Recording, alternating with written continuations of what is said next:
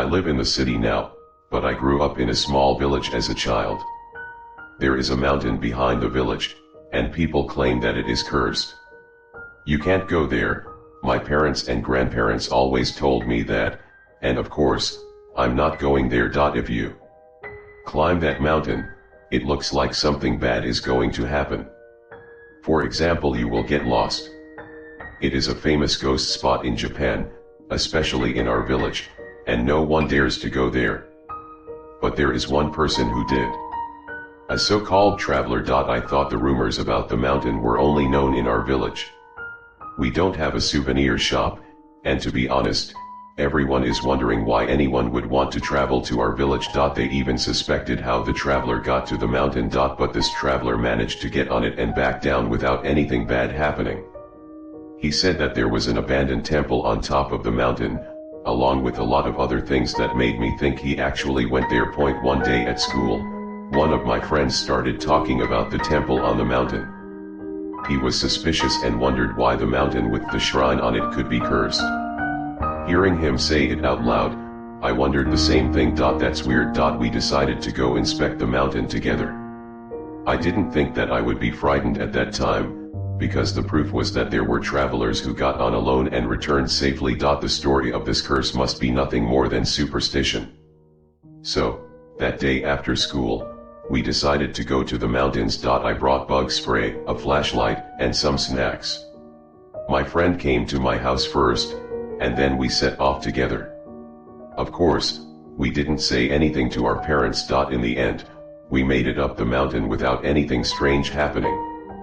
Maybe because we were too excited. It was after school, and the sun was setting in the distance. Just as we were wondering if we might have time to sit down and eat the snacks we brought with us, we arrived safely at the shrine. But once we got there, we started to regret it. I can feel someone watching us from inside the shrine. We both froze. It felt like someone was watching our every move, but it's hard to say for sure. I'm starting to feel bad. My friend's face stiffened. I wanted to run, but when I tried to turn around, my body refused to move. Shit, I thought. We are cursed and will die. That's what I thought. I couldn't move, and my head was spinning. Then something in the distance boomed loudly.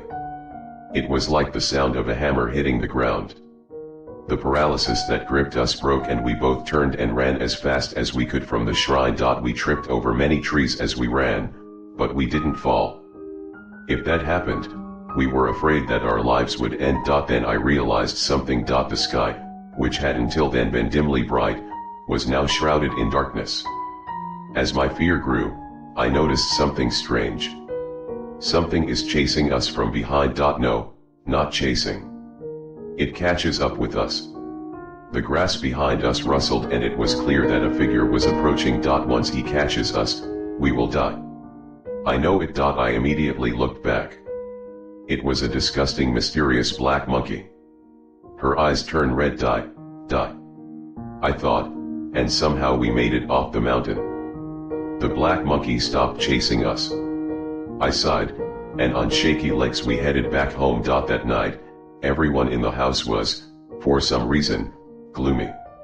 Especially my grandmother, who was muttering something. A prayer, perhaps? Does he know? Were we caught? I was worried, but he didn't say anything about it. The phone rings after dinner. I was still very scared about that mountain, so I chose to stay by my mother's side, so I could hear her on the phone. I listened in shock.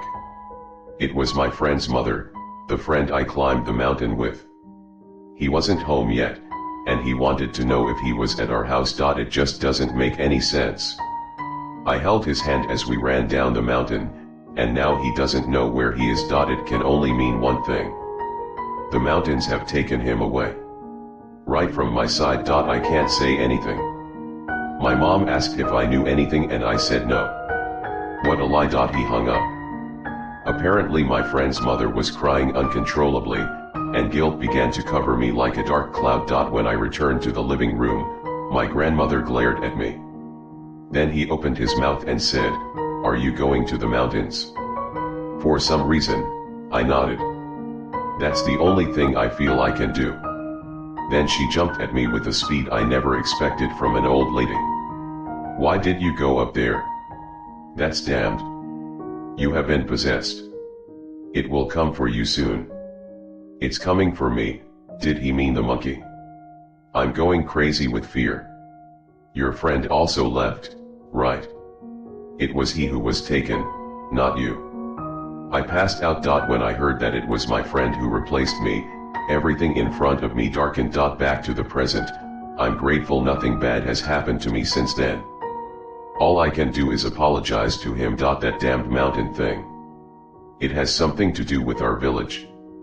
Apparently the villagers who lived there in the past were cannibals.